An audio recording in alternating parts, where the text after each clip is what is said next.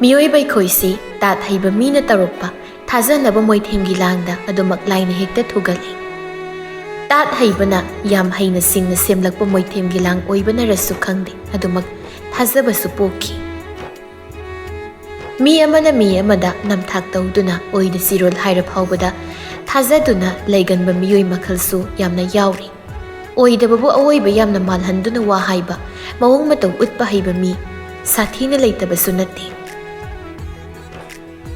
खजिक मीना मरी मखोंग पुथोकलगा वहाई खरा हाइनबदा थाजबना हानबा अदुगुमलुबा मियोइसिंग अदुगी मरक्ता पुमहेनबगी ममा इबेमा इंदुसिसु मनुंग चन्ना याउरी मिकुप्तुदा माना गारीगा तौमिनरक्तुना लाक्तिबा खोम हाइरिबा नुपादो मखोइगी थबा इंखांगा कैगा कंपनीसिंग अदुगा हिरम अमत्तदा मरी अमत्ता लैनबा नत्ते अदुबु खोम्बा माना ओइदा वाहैना थाजा वाहै ओइहन्नबा हाइना वा खरा खजिखक हाइबदा इंदु मादी अफबा मतौ उत्तुना अदुमक हाइरिबा खुदिंदु जुमलबोय लांद्रबोय हाइना वखलदुना निंगलगा अदुमक लाक्लबनी हाइरक्लिबा वाहै सिंगदुना सुमख्रबोय सिंगनमक हेक थाजरदुना इंदुगा खोम्बगदो गारीदो थौबा हौरक्ले इंदु खोम्बगी नाकलदुदा अदुम फम्मी खोम्बना इमाइबेमा सर सिबु नोंग निनी खरानी सुरमालेने थबकलम धाइदोरक्तब करी तौबा याउरके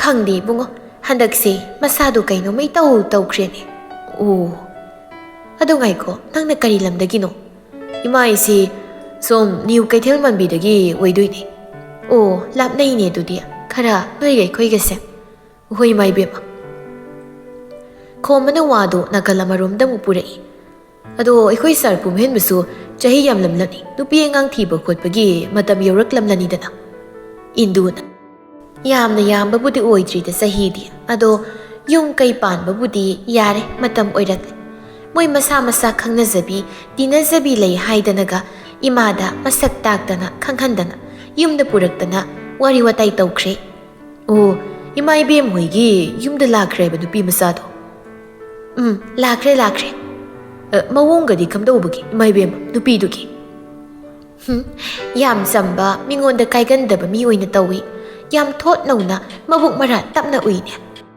ओ अदुना सरगी करम नुपी ओइबजानो इंदुदु इंगाव गावना करीनो करम नुपी ओइबजानो हाइबदि खोमबना मतंग साना साना वा हाइबा ngang मरी मरी हौरक्लम्मी हाइदीमा सर पुमहेनबगा खंगनबा नुपीनी हाइदना नुपी अमसु वीडियोदा कन हौजिक वायरल ओइरी हाइबदी करीबो इमा बाप ताद्रेने नुपा मसा नंगी वादो इमा नुपीदुगी येंगबा नुंगाइतबा वीडियो खरा वायरल ओइरक्पदुगी वानिदा इंदु वाफमदो हेक ताबदा मसादो पिंग हेक लावी मागी ख्वाइ पामजदबी हाइनदबी हाइदु ओइख्रे अदुना याम थुना करियबा येंगबा नुंगाइतबा वीडियो हाइबा होई माइबेमा इकाय हंगोइदना हाइरबदा नुपा अमगा लोइनबगी मतौनि मोइगिदो इंदुदो याम ngakna अस करिनोने हारिबसिबो अदुगुम नुपीदुगा करम हाइना अखोइ पुमहेनबगा खंगरिबनोने हारिबसिबो अस लोइरे आइगे ख्वाइ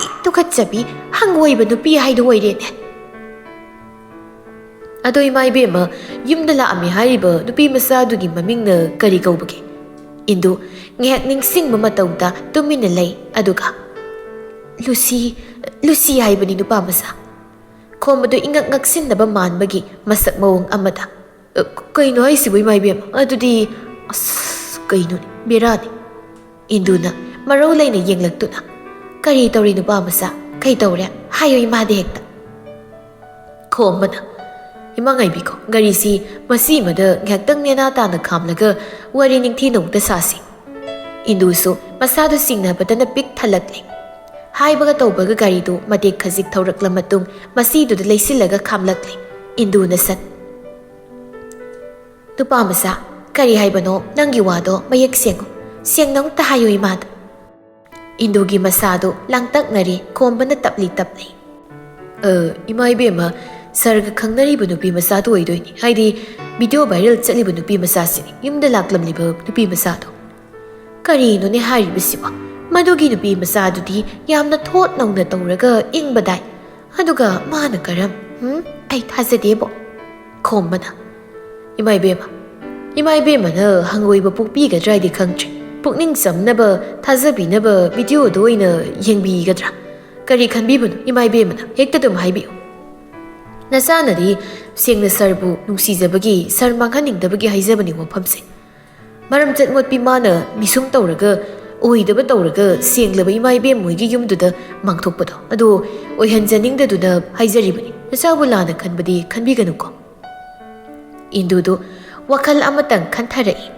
ꯃꯍꯥꯛꯀꯤ ꯃꯕꯨꯛꯅ ꯆꯝꯅꯕ ꯚꯤꯗꯤꯑꯣꯗꯨ ꯌꯦꯡꯊꯣꯛꯂꯁꯤꯔꯥ ꯍꯥꯏꯅꯁꯨ ꯈꯜꯂꯛꯏ. ꯃꯥꯒꯤ ꯃꯇꯧꯗꯨ ꯈꯣꯝꯕꯅ ꯌꯦꯡꯗꯨꯅ ꯃꯕꯨꯛꯇ ꯅꯣꯛꯏ ꯏꯟꯗꯨꯅ. ꯅꯨꯄꯥ ꯃꯆꯥ, ꯏꯃꯥꯒꯤ ꯋꯥꯈꯜꯁꯤ ꯀꯔꯤꯅꯣꯃ ꯇꯧꯔꯦ. ꯐꯔꯦ, ꯑꯩꯒꯤ ꯄꯨꯛꯅꯤꯡꯅ ꯆꯤꯡꯅꯔꯤꯕꯁꯤ ꯀꯣꯛꯅꯅꯕ ꯌꯦꯡꯂꯒꯦ ꯚꯤꯗꯤꯑꯣ ꯍꯥꯏꯗꯣ. ꯑꯗꯨꯒ ꯏꯃꯥ ꯊꯕꯛ ꯄꯥꯏꯈꯠꯄ ꯍꯧꯒꯦ. ꯐꯅꯤ ꯏꯃꯥ ꯏꯕꯦꯝꯃ. ꯈꯣꯝꯕꯅ ꯐꯣꯟꯗꯨ ꯂꯧꯊꯣꯔꯛꯂꯒ ꯃꯍꯥꯛ ꯂꯨꯁꯤꯒꯤ ꯁꯦꯝꯗꯣꯛꯂꯕ ꯚꯤꯗꯤꯑꯣꯗꯨ ꯊꯥꯔꯒ ꯏꯟꯗꯨꯗ ꯄꯤꯁꯤꯜꯂꯛꯂꯦ. ꯏꯟꯗꯨ ꯃꯗꯨ ꯎꯔꯨꯕꯗ ꯃꯃꯤꯠ ꯃꯅꯥ ꯄꯨꯝꯕ ꯊꯛꯀꯠ ꯃꯈꯨꯠꯇꯨ ꯊꯕꯥꯛ ꯌꯩꯗꯨꯅ, ꯏꯃꯥ ꯏꯕꯦꯝꯃ, ꯑꯁꯨꯛ ꯂꯝꯆꯠ ꯃꯣꯠꯄꯤ ꯑꯣꯏꯔꯦꯀꯣ ꯃꯁꯤꯒꯤ ꯅꯨꯄꯤꯁꯤꯗꯤ. ꯀꯔꯤꯅꯣꯅꯦ ꯇꯧꯔꯤꯕꯁꯤꯕꯣ? ꯈꯣꯝꯕꯗꯤ ꯄꯨꯛꯅꯤꯡꯗ ꯍꯔꯥꯎꯕꯅ ꯂꯣꯏꯔꯤ. ꯏꯟꯗꯨ ꯐꯣꯟꯗꯨ ꯈꯣꯝꯕꯗ ꯄꯤꯔꯛꯂꯒ, ꯁꯦ ꯃꯁꯤꯒꯤ ꯅꯨꯄꯤ ꯃꯆꯥꯁꯦ ꯑꯣ ꯃꯪꯒꯣꯜꯒꯤ ꯃꯁꯛꯅꯤ. ꯃꯁꯤ ꯌꯦꯡꯍꯩꯕ ꯅꯠꯇꯦ. ꯃꯁꯤ ꯌꯦꯡꯍꯩꯕ ꯅꯠꯇꯦꯀꯣ. ꯈꯣꯝꯕ ꯐꯣꯟꯗꯨ ꯂꯧꯁꯤꯜꯂꯒ ꯌꯥꯝ ꯑꯐꯕ ꯃꯣꯏꯒꯤꯗꯃꯛ ꯈꯟꯕꯤꯕ ꯅꯤꯡꯖꯕ ꯁꯥꯔꯒ, ꯏꯃꯥ ꯏꯕꯦꯝꯃ, ꯑꯁꯤꯒꯨꯝꯕ ꯃꯔꯝꯆꯠ ꯀꯥꯝꯕꯤ ꯃꯣꯠꯄꯤꯁꯤꯅ ꯏꯃꯥ ꯏꯕꯦꯝꯃꯒꯤ ꯃꯃꯧꯒꯗꯤ ꯑꯣꯏꯍꯟꯖꯅꯤꯡꯗꯦ. ꯌꯥꯝ ꯁꯦꯡꯂꯕ ꯂꯥꯏꯁꯪꯒꯨꯝꯂꯕ ꯌꯨꯝꯗꯣ ꯃꯥꯡꯊꯣꯛꯄ ꯑꯣꯏꯅ ꯊꯣꯛꯀꯅꯤ. ꯅꯨꯄꯥ ꯃꯆꯥ, ꯏꯃꯥ ꯊꯕꯛ ꯇꯧꯕ ꯍꯧꯗꯕ ꯌꯥꯗ꯭ꯔꯦ. ꯏꯃꯥ ꯌꯥꯗ꯭ꯔꯦ. ꯑꯁ ꯀꯔꯤꯅꯣ? ꯏꯃꯥ ꯁꯦꯡꯅ ꯍꯪꯒꯣꯏ. ꯊꯨꯏ ꯍꯥꯏꯔꯒ ꯃꯇꯤꯟ ꯁꯤꯠꯈꯤ ꯅꯥꯀꯟꯗ ꯃꯃꯥꯏꯗꯨ ꯂꯩꯊꯣꯛꯂꯒ. ꯃꯗꯨ ꯄꯨꯝꯕꯗ ꯎꯔꯒ ꯈꯣꯝꯕ ꯍꯔꯥꯎꯅ ꯃꯕꯨꯛꯇ, ꯑꯩꯅ ꯅꯤꯡꯕ ꯊꯨꯡꯂꯦ. ꯄ꯭ꯂꯥꯟ ꯁꯛꯁꯦꯁ ꯑꯣꯏꯔꯦ. ꯑꯩꯅ ꯀꯥꯞꯄ ꯇꯦꯟꯒꯤ ꯆꯩꯅ ꯁꯣꯏꯗꯅ ꯃꯤ 3 ꯐꯪꯕ ꯍꯧꯔꯅꯤ. ꯁꯣꯏꯗꯅ ꯍꯧꯔꯛꯂꯅꯤ. ꯏꯟꯗꯨꯅ ꯑꯃꯨꯛ ꯆꯠ, ꯍꯩ ꯅꯨꯄꯥ ꯃꯆꯥ, ꯀꯥꯟꯅꯗꯦ. ꯒꯥꯔꯤꯁꯤ ꯊꯧ. ꯏꯃꯥꯕꯨ ꯌꯨꯝꯗ ꯊꯤꯜꯂꯨ. ꯏꯃꯥ, ꯏꯁꯥꯁꯤ ꯀꯔꯤꯅꯣꯃ ꯇꯧꯔꯛꯀꯗꯧꯔꯦ. ꯑꯁꯥꯎꯕ ꯀꯥꯔꯛꯂꯦ ꯏꯁꯥꯁꯦ. ꯑꯗꯨꯅ ꯍꯜꯂꯁꯤ. ꯍꯣꯏ ꯌꯥꯅꯤ. ꯏꯃꯥ ꯏꯕꯦꯝꯃ ꯐꯅꯤ. ꯊꯧꯔꯣ ꯈꯔ ꯊꯨꯅ. ꯏꯟꯗꯨꯅ ꯋꯥꯍꯩꯗꯣ ꯍꯥꯏꯔꯕꯗ ꯈꯣꯝꯕꯁꯨ ꯒꯥꯔꯤꯗꯨ ꯁ꯭ꯇꯥꯔꯠ ꯇꯧꯔꯒ ꯊꯧꯔꯛꯂꯦ. ꯑꯗꯨꯝꯅ ꯈꯣꯝꯕꯅ ꯏꯟꯗꯨꯕꯨ ꯃꯈꯣꯏꯒꯤ ꯒꯦꯠ ꯐꯥꯎꯕ ꯊꯤꯜꯂꯛꯂꯝꯃꯤ. ꯏꯟꯗꯨ ꯒꯥꯔꯤꯗꯨꯗꯒꯤ ꯀꯨꯝꯈ꯭ꯔꯦ. ꯈꯣꯝꯕꯅ, ꯑꯗꯨꯗꯤ ꯏꯃꯥ ꯏꯕꯦꯝꯃꯁꯨ ꯂꯩꯕꯤꯍꯧꯔꯣ. ꯅꯆꯥ ꯑꯃꯨꯛ ꯊꯣꯛꯆꯈ꯭ꯔꯒꯦ. ꯆꯠꯂꯨ ꯅꯨꯄꯥ ꯃꯆꯥ. ꯍꯣꯏ ꯏꯃꯥ ꯏꯕꯦꯝꯃ. ꯑꯗꯣ ꯅꯆꯥꯅ ꯍꯥꯏꯔꯤꯕ ꯎꯠꯂꯤꯕ ꯃꯌꯥꯝꯗꯣ ꯏꯃꯥꯅ ꯁꯔ ꯄꯨꯝꯍꯦꯟꯕꯗꯗꯤ ꯍꯥꯏꯗꯣꯛꯄꯤꯒꯅꯨ. ꯅꯠꯇ꯭ꯔꯕꯗꯤ ꯏꯃꯥ ꯏꯕꯦꯝꯃ, ꯅꯆꯥꯒꯤ ꯄꯨꯟꯁꯤꯁꯤ ꯃꯁꯤ. ꯏꯟꯗꯨꯅ ꯁꯠ, ꯌꯥꯔꯦ ꯏꯃꯥ ꯈꯪꯂꯦ. ꯂꯣꯏꯅ ꯑꯩꯅ ꯐꯅꯕ ꯁꯤꯜꯂꯅꯤ ꯍꯧꯖꯤꯛꯇꯤ ꯊꯕꯛ ꯄꯨꯝꯕ. ꯍꯣꯏ ꯐꯔꯦ, ꯅꯆꯥ ꯑꯃꯨꯛ ꯊꯣꯛꯆꯔꯦ, ꯍꯥꯏꯗꯣꯛꯆꯔꯦ. ꯆꯠꯂꯨ. ꯈꯣꯝꯕ ꯒꯥꯔꯤꯗꯨ ꯊꯧꯔꯒ ꯆꯠꯈ꯭ꯔꯦ. ꯏꯟꯗꯨ ꯒꯦꯠꯇꯨꯗ ꯁꯥꯎꯅ ꯃꯈ꯭ꯌꯥ ꯆꯤꯛꯇꯨꯅ, ꯑꯁꯨꯛ ꯅꯝꯊꯥꯛ ꯇꯧꯕ ꯑꯄꯪꯕ ꯏꯆꯥꯁꯤꯗ ꯂꯥꯏꯅ ꯁꯥꯟꯅꯕ. ꯍꯦꯔꯥ, ꯏꯟꯗꯨ ꯍꯣꯏꯁꯤ ꯀꯅꯥꯅꯣ ꯍꯥꯏꯕ ꯈꯪꯍꯟꯕ ꯇꯥꯔꯦꯗꯅ. ꯂꯝꯆꯠꯂꯨꯗꯕꯤ ꯅꯥꯏꯗꯕꯤ. ꯃꯥꯅ ꯌꯥꯝ ꯆꯝꯖꯕꯤꯒ ꯁꯥꯗꯨꯅ ꯌꯨꯝꯁꯤꯗ ꯈꯣꯡ ꯊꯥꯡꯖꯤꯜꯂꯛꯄ ꯁꯥꯏ. ꯐꯩ ꯑꯩꯅ ꯑꯃꯨꯛ ꯃꯗꯨꯒꯤ ꯅꯨꯄꯤ ꯃꯆꯥꯗꯣ ꯏꯀꯥꯏꯕ, ꯌꯥꯝ ꯁꯥꯊꯤꯅ ꯏꯀꯥꯏꯕ ꯄꯤꯕ ꯇꯥꯔꯦꯗꯅ. ꯏꯟꯗꯨꯒꯤ ꯄꯨꯛꯅꯤꯡꯗꯨꯅ ꯂꯨꯁꯤꯕꯨ ꯁꯨꯛꯌꯥ ꯌꯥꯈꯤꯗ꯭ꯔꯦ. ꯃꯍꯥꯛꯅ ꯌꯥꯝ ꯍꯪꯒꯣꯏꯕꯤ, ꯍꯩꯅꯗꯕꯤ ꯅꯨꯄꯤ ꯍꯥꯏꯕꯗꯨ ꯑꯣꯏꯈ꯭ꯔꯦ. ꯑꯁꯥꯎꯕ ꯄꯨꯝꯕꯗꯨꯅꯁꯨ ꯊꯨꯝꯍꯠꯈꯤꯗꯨꯅ ꯏꯟꯗꯨ ꯋꯥꯈꯜꯗꯨꯗꯁꯨ ꯃꯑꯣꯟ ꯃꯌꯥꯝ ꯑꯃ ꯈꯟꯖꯤꯜꯂꯛꯄ ꯍꯧꯔꯕꯅꯤ. ꯁꯣꯝꯗꯅ ꯒꯥꯔꯤꯗꯨ ꯃꯇꯦꯛ ꯈꯔ ꯊꯧꯔꯛꯂꯒ ꯈꯥꯝꯈ꯭ꯔꯦ ꯈꯣꯝꯕꯗꯣ. ꯑꯗꯨꯒ ꯃꯣꯃꯣꯟ ꯅꯣꯛꯂꯒ ꯐꯣꯟꯗꯨ ꯂꯧꯊꯣꯔꯛꯇꯨꯅ ꯅꯤꯡꯊꯧꯂꯦꯝꯕꯒꯤ ꯅꯝꯕꯔꯗꯨꯗ ꯀꯣꯜ ꯇꯧꯁꯤꯜꯂꯛꯂꯦ. ꯀꯣꯜꯗꯨ ꯔꯤꯡ 2ꯔꯛꯃꯨꯛ ꯍꯦꯛ ꯆꯠꯄꯒ ꯑꯗꯨꯝ ꯄꯥꯏꯈꯠꯂꯛꯂꯝꯃꯤ. ꯍꯜꯂꯣ, ꯀꯝꯗꯧꯔꯦ? ꯈꯣꯝꯕꯅ, ꯐꯖꯅ ꯊꯥꯖꯈ꯭ꯔꯦ ꯕꯣꯁ. ꯕꯣꯁꯀꯤ ꯑꯅꯤꯡꯕ ꯄꯥꯝꯕ ꯁꯣꯏꯗꯅ ꯊꯨꯡꯂꯅꯤ. ꯋꯥꯎꯔꯅꯨ, ꯁꯣꯏꯗꯅ ꯊꯨꯡꯂꯒꯅꯤ. ꯅꯤꯡꯊꯧꯂꯦꯝꯕ ꯅꯣꯛꯐꯦꯠ ꯇꯧꯏ. ꯑꯗꯨꯒ ꯒꯨꯗ, ꯑꯗꯨꯅꯤꯗꯅ. ꯚꯤꯗꯤꯑꯣ ꯀ꯭ꯂꯤꯞꯇꯨ ꯑꯩꯅ ꯊꯥꯛꯁ ꯂꯥꯎꯅ ꯌꯦꯡꯍꯟꯕꯅꯤ. ꯑꯗꯨ ꯎꯕꯗꯅꯤ ꯃꯪꯂꯒ ꯇꯨꯃꯤꯟ ꯂꯩꯈ꯭ꯔꯤꯁꯤ. ꯑꯁ ꯂꯣꯏꯔꯦ, ꯁꯣꯏꯗꯅ ꯀꯩꯅꯣꯝꯗꯤ ꯊꯣꯛꯂꯅꯤ. ꯑꯔꯣꯏꯕꯤ ꯊꯥꯗꯅ ꯁꯥꯎꯈ꯭ꯔꯕꯅꯤ ꯃꯥꯒꯤ ꯃꯃꯥ ꯏꯕꯦꯝꯃꯗꯣ. ꯈꯣꯝꯕ, ꯑꯗꯨꯗꯅꯤꯅꯦ ꯑꯩꯅ ꯄꯥꯝꯃꯤꯁꯤꯁꯨ. ꯌꯥꯔꯦ, ꯅꯪ ꯁꯤꯗ ꯊꯨꯅ ꯌꯧꯔꯛꯅꯕ ꯇꯧ. ꯊꯕꯛ ꯃꯈꯥ ꯇꯧꯅꯕ ꯇꯧꯁꯦ. ꯑꯦꯟ ꯅꯪꯒꯤ ꯉꯁꯤꯒꯤ ꯑꯋꯥꯃꯜ ꯃꯇꯤꯛ ꯆꯥꯅ ꯊꯝꯂꯦ. ꯁꯤꯁꯨ ꯂꯧꯔꯨ ꯂꯥꯛꯑꯣ. ꯈꯣꯝꯕ ꯍꯔꯥꯎꯅ, ꯍꯣꯏ ꯐꯅꯤ ꯕꯣꯁ, ꯂꯥꯛꯆꯔꯦ. ꯑꯩ ꯂꯥꯛꯆꯔꯦ. ꯌꯦꯁ ꯍꯥꯏꯔꯒ ꯀꯣꯜꯗꯨ ꯀꯛꯈ꯭ꯔꯒ ꯈꯣꯝꯕ ꯒꯥꯔꯤꯗꯨ ꯌꯥꯡꯂꯞ ꯊꯧꯔꯛꯂꯦ. ꯁꯣꯝꯗ ꯅꯤꯡꯊꯧ ꯂꯦꯝꯕꯗꯨ ꯂꯨꯁꯤꯒꯤ ꯐꯣꯇꯣ ꯑꯃ ꯃꯥꯒꯤ ꯐꯣꯟꯒꯤ ꯁ꯭ꯀ꯭ꯔꯤꯟꯗꯨꯗ ꯊꯣꯛꯂꯤꯕꯗꯨ ꯌꯥꯝ ꯃꯨꯟꯅ ꯌꯦꯡꯂꯕ ꯃꯇꯨꯡ ꯑꯁꯨꯛ ꯄꯥꯝꯃꯨꯖꯕꯤ ꯂꯩꯔꯥꯡ ꯅꯪꯁꯦ ꯑꯩꯅ ꯆꯩꯊꯦꯡ ꯈꯔꯗꯤ ꯐꯪꯍꯜꯂꯤ ꯁꯤꯒꯤ ꯑꯩꯕꯨꯗꯤ ꯋꯥꯔꯧꯅꯨ ꯑꯩꯅ ꯄꯤꯔꯤꯕ ꯆꯩꯊꯦꯡꯁꯤꯒꯤ ꯂꯃꯟ ꯑꯣꯏꯅ ꯅꯪꯕꯨ ꯍꯦꯟꯅ ꯅꯨꯡꯁꯤꯕ ꯑꯣꯏꯒꯦ ꯑꯩꯒꯤ ꯅꯨꯡꯁꯤꯕꯅ ꯅꯪꯒꯤ ꯆꯩꯊꯦꯡꯒꯤ ꯃꯃꯜꯒ ꯎꯟꯅꯁꯤ ꯑꯩ ꯅꯪ ꯅꯨꯡꯁꯤ ꯅꯪꯕꯨ ꯅꯨꯡꯁꯤꯌꯦ ꯂꯨꯁꯤ ꯅꯤꯡꯊꯧ ꯂꯦꯝꯕ ꯑꯉꯥꯎꯕ ꯑꯣꯜꯂꯤ ꯂꯨꯁꯤꯕꯨ ꯅꯨꯡꯁꯤꯕꯅ ꯑꯉꯥꯎꯕ ꯑꯣꯜꯂꯤ ꯂꯨꯁꯤꯕꯨ ꯅꯨꯡꯁꯤꯕꯅ ꯄꯥꯝꯖꯕꯅ ꯐꯠꯇꯕꯒꯤ ꯃꯁꯛꯁꯨ ꯑꯣꯜꯂꯤ ꯃꯤꯐꯠꯇꯒꯤ ꯁꯛꯇꯝꯗꯨꯁꯨ ꯃꯥꯅ ꯂꯥꯡꯂꯦ ꯋꯥꯔꯤ ꯄꯔꯤꯡꯁꯤꯗ ꯑꯗꯨꯕꯨ ꯃꯤꯐꯠꯇꯗꯤ ꯅꯠꯇꯦ ꯑꯣꯏꯔꯤꯕ ꯃꯍꯥꯛꯅ ꯅꯨꯡꯁꯤꯃꯟꯕꯅ ꯅꯨꯡꯁꯤꯕ ꯐꯪꯅꯕ ꯍꯣꯠꯅꯕꯗ ꯎꯄꯥꯏ ꯊꯤꯖꯔꯛꯄꯅꯤ ꯈꯨꯗꯤꯡꯃꯛ ꯅꯨꯡꯁꯤꯕꯅ ꯑꯣꯏꯍꯟꯕꯅꯤ ꯅꯨꯡꯁꯤꯔꯤꯕꯁꯤ ꯄꯥꯞꯂ ꯍꯥꯏꯅ ꯃꯊꯟꯇ ꯃꯗꯣꯝ ꯋꯥꯍꯪ ꯑꯃꯁꯨ ꯆꯣꯡꯊꯣꯛꯆꯔꯕꯅꯤ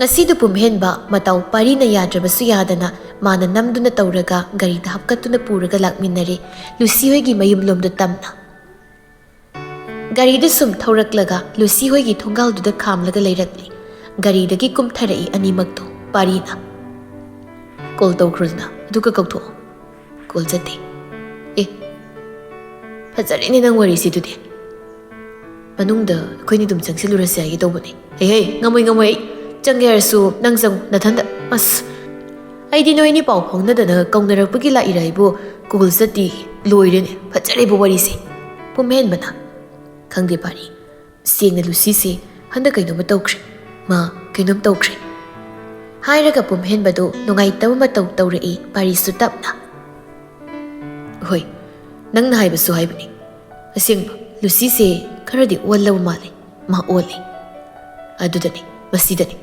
ꯑꯩꯅ ꯉꯥꯎꯔꯤꯁꯦ ꯑꯩꯅ ꯑꯁꯥꯎꯕ ꯑꯣꯠꯈꯠꯂꯛꯂꯤꯕꯁꯤ ꯄꯥꯔꯤꯗꯨ ꯃꯤꯀꯨꯞ ꯈꯔ ꯇꯨꯃꯤꯟꯅ ꯂꯩ ꯑꯗꯨꯒ ꯑꯃꯨꯛ ꯀꯃꯥꯏꯅ ꯇꯧꯁꯦ ꯍꯥꯏꯔꯤꯅꯣ ꯑꯗꯨꯝ ꯆꯪꯁꯤꯜꯂꯁꯦ ꯍꯥꯏꯔꯣ ꯆꯪꯂꯒꯅ ꯀꯔꯤꯒꯤꯅꯤ ꯍꯥꯏꯔꯒ ꯆꯪꯕꯗ ꯇꯥꯔꯦ ꯑꯗꯨꯉꯩ ꯀꯣꯂꯦꯖ ꯂꯥꯏꯐ ꯑꯣꯏꯔꯤꯉꯩ ꯊꯣꯛꯄ ꯑꯃ ꯍꯩꯖꯤꯜꯂꯒ ꯗꯣꯛ ꯆꯪꯕ ꯌꯥꯕꯅꯤ ꯑꯗꯨꯕꯨ ꯍꯧꯖꯤꯛꯇꯤ ꯐꯔꯛ ꯑꯗꯨꯝ ꯇꯥꯔꯦꯅꯦ ꯄꯨꯝꯍꯦꯟꯕꯗꯣ ꯇꯨꯃꯤꯟꯅ ꯂꯩ ꯀꯃꯥꯏꯅ ꯇꯧꯁꯦ ꯍꯥꯏꯅ ꯄꯨꯝꯍꯦꯟꯕ ꯑꯗꯨꯝ ꯍꯜꯂꯗꯣꯏꯔꯣ ꯄꯥꯔꯤ ꯑꯩ ꯍꯟꯅꯤꯡꯗ꯭ꯔꯦ ꯅꯪ ꯍꯜꯂꯝꯃꯨ ꯊꯦꯡꯉꯅꯤ ꯄꯥꯔꯤꯗꯨ ꯄꯨꯝꯍꯦꯟꯕꯒꯤ ꯃꯁꯥꯗ ꯊꯥꯔꯛꯏ ꯃꯈꯨꯠꯇꯨꯅ ꯇꯞꯅ ꯑꯗꯨꯒ ꯏꯔꯥ ꯅꯥꯞ ꯆꯥꯗꯕ ꯑꯗꯨꯒꯨꯝꯕ ꯋꯥꯊꯤꯗꯣ ꯇꯧꯔꯛꯀꯅꯨꯅꯦ ꯅꯪꯕꯨ ꯄꯨꯝꯍꯦꯟꯕꯗꯨ ꯇꯨꯃꯤꯟ ꯂꯩꯁꯤꯟꯈ꯭ꯔꯦ ꯃꯤꯀꯨꯞ ꯈꯔ ꯑꯃꯨꯛ ꯇꯨꯃꯤꯟ ꯑꯗꯥꯏ ꯂꯩꯔꯨꯔ ꯃꯇꯨꯡꯗ ꯃꯍꯥꯛ ꯂꯨꯁꯤꯒꯤ ꯅꯝꯕꯔꯗꯨꯗ ꯀꯣꯜ ꯇꯧꯔꯛꯄꯅꯤ ꯑꯗꯨꯕꯨ ꯀꯣꯜꯗꯨ ꯑꯗꯨꯃꯛ ꯁ꯭ꯋꯤꯆ ꯑꯣꯐ ꯍꯥꯏꯔꯛꯂꯤ ꯃꯗꯨ ꯄꯥꯔꯤꯅꯁꯨ ꯈꯪꯂꯤ ꯎꯔꯦ ꯄꯥꯔꯤꯅ ꯐꯔꯦ ꯂꯥꯎ ꯆꯪꯉꯁꯤ ꯃꯅꯨꯡꯗ ꯀꯔꯤꯅꯣ ꯊꯣꯛꯂꯕ ꯑꯃ ꯂꯥꯛꯆꯔꯁꯅꯤ ꯆꯪꯁꯤꯜꯂꯁꯤ ꯄꯥꯔꯤꯒꯤ ꯋꯥꯗꯨꯗ ꯄꯨꯝꯍꯦꯟꯕꯁꯨ ꯍꯣꯏ ꯆꯪꯂꯁꯤ ꯍꯥꯏꯅꯔꯒ ꯑꯅꯤꯗꯨ ꯂꯝꯕꯤꯗꯨ ꯂꯥꯜꯂꯛꯂꯒ ꯂꯨꯁꯤ ꯍꯣꯏꯒꯤ ꯒꯦꯠ ꯂꯩꯔꯤꯗꯣꯝꯗ ꯂꯥꯛꯂꯤ ꯂꯨꯁꯤ ꯍꯣꯏꯒꯤ ꯒꯦꯠꯇꯣ ꯍꯥꯡꯗꯣꯛꯇꯨꯅ ꯃꯅꯨꯡꯗ ꯆꯪꯒꯦ ꯍꯦꯛ ꯇꯧꯕꯒ ꯃꯅꯨꯡꯂꯣꯝꯗꯒꯤ ꯒꯦꯠꯇꯣ ꯍꯥꯡꯂꯛꯇꯨꯅ ꯂꯨꯁꯤꯒꯤ ꯃꯕꯨꯡ ꯂꯛꯀꯤꯗꯨ ꯊꯣꯔꯛꯏ ꯂꯛꯀꯤ ꯂꯥꯛꯂꯤꯕ ꯄꯨꯝꯍꯦꯟꯕ ꯑꯃꯗꯤ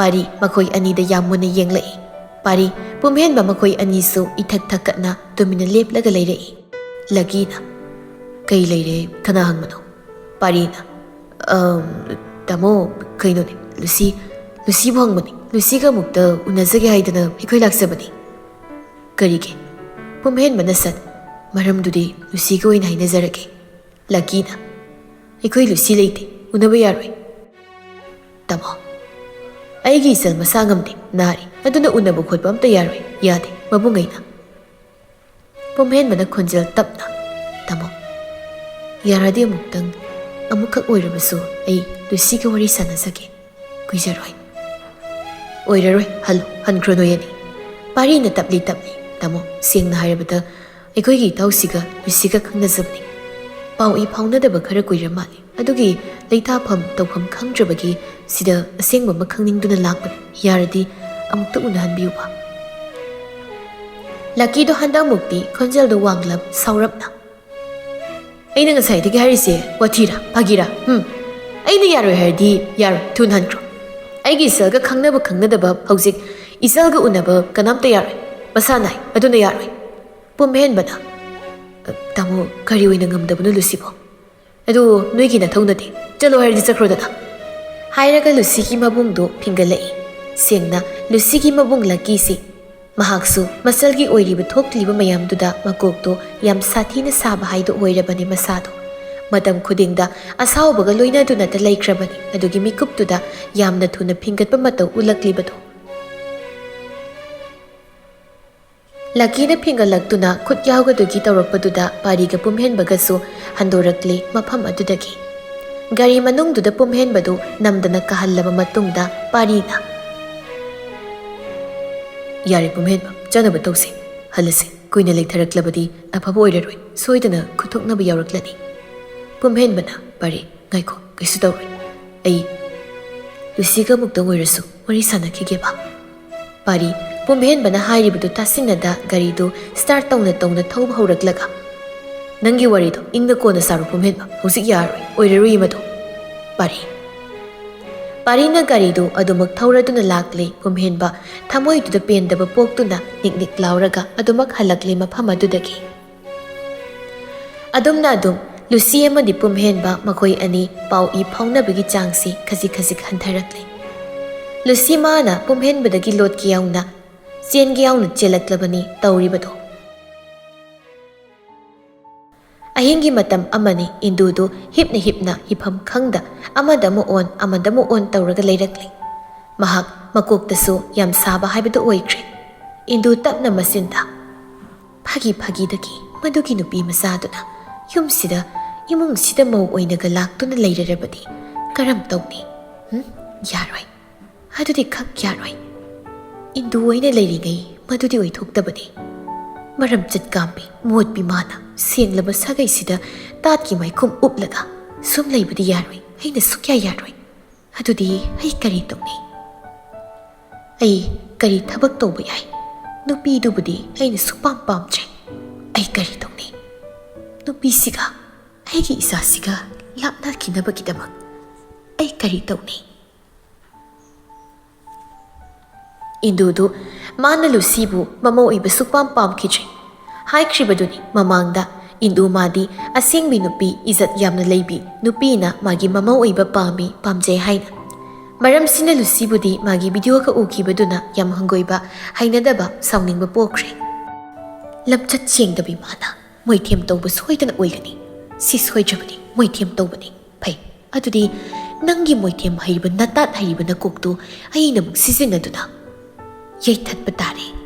Nang aina chapchana warak watemlaga. Ikoidagi laupna lehankibadu tare. Indudu wakal mayam ama khalakli. Aduga mahak hiplibadudagi hawgalaklaga phondo karaida lei haini yenglai. Phondo masi mada leirambadagi madu pairaga metuna indu khombagi number du metlaga khombada call tawrakli. Khombasu somdagi phone du dum pairakli. Hello, imai bema. Khomba isabu tumlabro. Tumjadri kari leiri imai bema haibiyu hekta.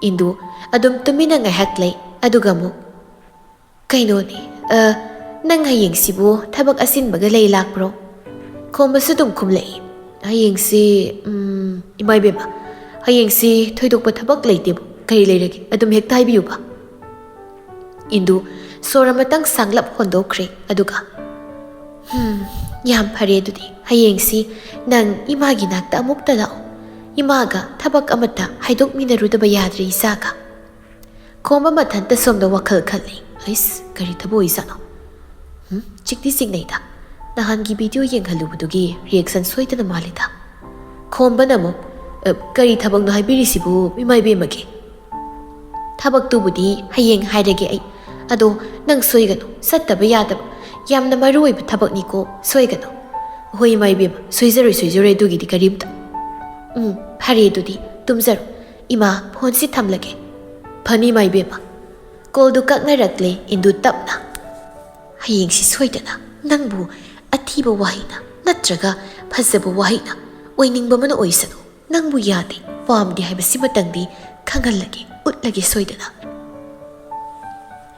Indugi wakhalduda hayengi numitta mahak masamag Lucy hoigi mayumda sattuna Lucy bu wari sarurage mahak bu pamde hangoi tuga chai haibasi utpa khanganba soidana chatlage haina chap yungna wakhalduna khankre Somdana khombadu kolka kramatung ningthau lembada text sama type tawduna thajinkre Boss pumhen bagi mamai bema indudo call tawrami husiwai hayengsi thabaka machalusi haina hairi ꯑꯩꯅ ꯊꯕꯛꯁꯤ ꯁꯨꯝ ꯈꯟꯕꯗ Lucy ꯍꯣꯏꯗ ꯆꯠꯀꯗꯕ ꯃꯥꯜꯂꯤ ꯑꯩꯒꯤ ꯊꯥꯖꯕ ꯆꯥꯎꯅ ꯂꯩ ꯍꯌꯦꯡꯁꯦ ꯆꯠꯂꯒꯗꯤ ꯁꯣꯏꯗꯅ ꯐꯕ ꯋꯥꯍꯩꯗꯤ ꯍꯥꯏꯔꯔꯣꯏ ꯍꯥꯏꯕꯁꯨ ꯈꯪꯂꯦ ꯑꯗꯨꯅ ꯕꯣꯁ ꯄꯥꯎꯁꯤ ꯅꯨꯡꯉꯥꯏꯔꯅꯤ ꯈꯜꯂꯤ ꯑꯩꯅ ꯁꯣꯝꯗ ꯊꯥꯔꯛꯂꯤꯕ ꯈꯣꯝꯕꯒꯤ ꯃꯦꯁꯦꯖꯇꯨ ꯄꯥꯔ ꯃꯇꯨꯡ ꯅꯤꯡꯊꯧ ꯂꯦꯝꯕꯗꯣ ꯅꯣꯛꯐꯦꯠ ꯇꯧꯅ ꯋꯥꯔꯤ ꯅꯨꯡꯉꯥꯏꯗꯧꯔꯤ ꯂꯤꯂꯥ ꯐꯖꯗꯧꯔꯤ